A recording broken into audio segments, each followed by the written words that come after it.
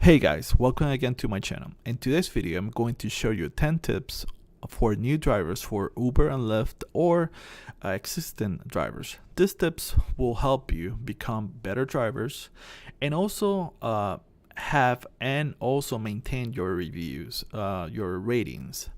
So let us start. Let me give you a quick recap on how I started driving for Uber and Lyft.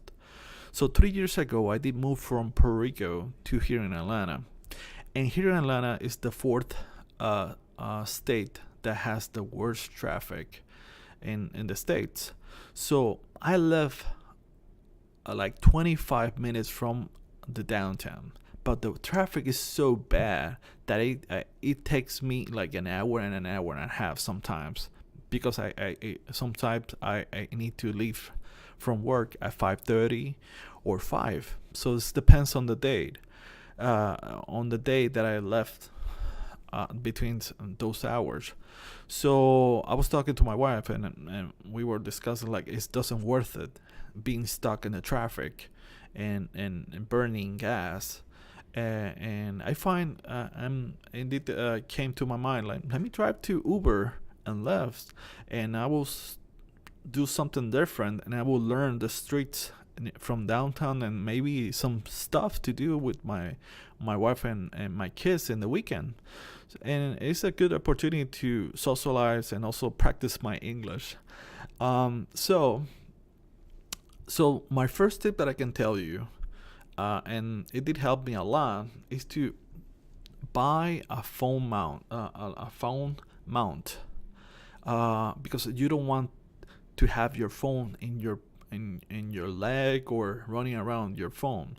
So try to buy this kind of phone mount for your car. This is a magnet, so you can easily put your phone there, and it's easy to access and accept your calls. Also, buy a very good charger. Like, this is a quick charge. So if you have an Android, because you're going to use a lot of a Google Map and your GPS, so that will drain a lot of your battery. In this case, also it's good to have a second pair of charger, because if your passenger needs to charge, they will ask you, so what you have already installed a charger in your car for the passenger. Another thing, try to buy a Bluetooth headset. This one costs $9 and also has a 5%, so it's very cheap. So that way you can hear the instruction of GPS, and also you can hear what the passenger is saying. Most of the passenger, it annoys them to see the navigation telling you the instructions. So it's very good to have like a headset, so that way you can hear the instruction. Also, you can hear what the passenger is saying. So this is my first tip, but also this is something is if you plan to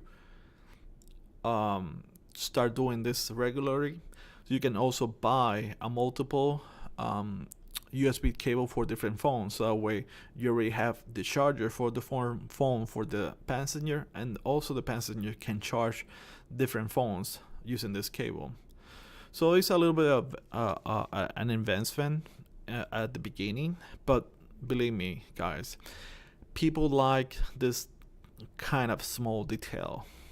Okay, so my second tip that I can tell you, remember all those things is my first tip. My second tip is to decide what you're going to do. Like, for example, in my scenario, I was only doing Uber for 3 hours. And for those 3 hours, I was getting like $30 to $25 an hour, because I did maximize my resources. So most of the time I was doing Uber and Lyft inside my downtown city. So that means that I was driving from the aquarium to hotel and back and forward. I was staying in my ratio of downtown because I only was doing 3 hours. But if you plan to do this as a full-time job, I would recommend you to start picking up um, um, in the airport, so that way your trips are longer and will pay more, so that way you maximize your resources. The bad thing about um, doing Uber in the city is that you need to know what kind of hours, what is the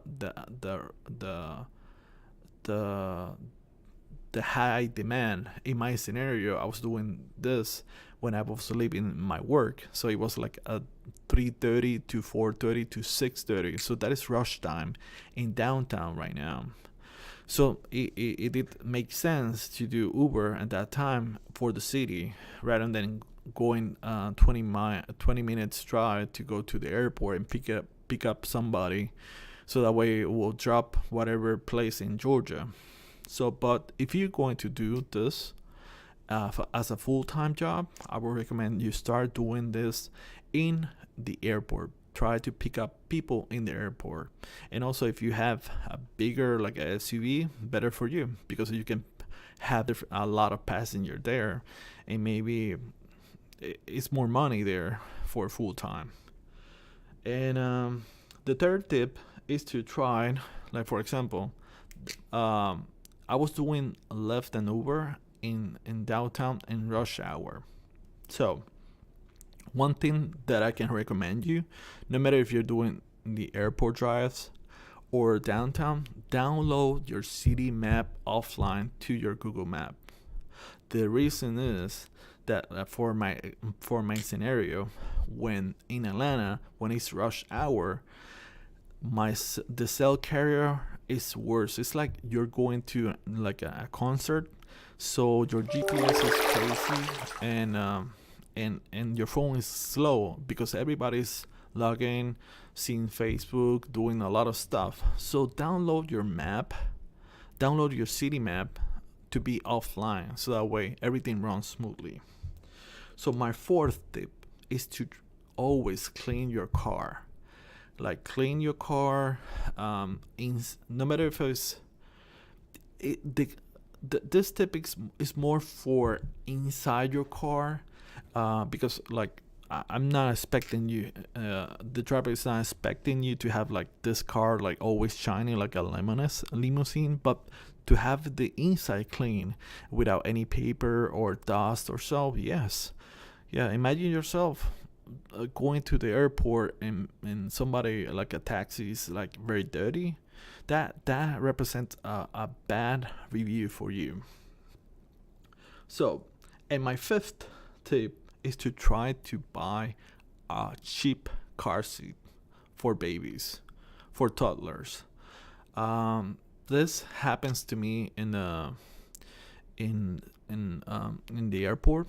Somebody was trying to pick up a ride from the airport, and they have kids. And here in Georgia and other states, they don't allow kids sitting down in the lap, and you will get a ticket to if the police, it will check up if you. It will notice that you have a kid without a car seat.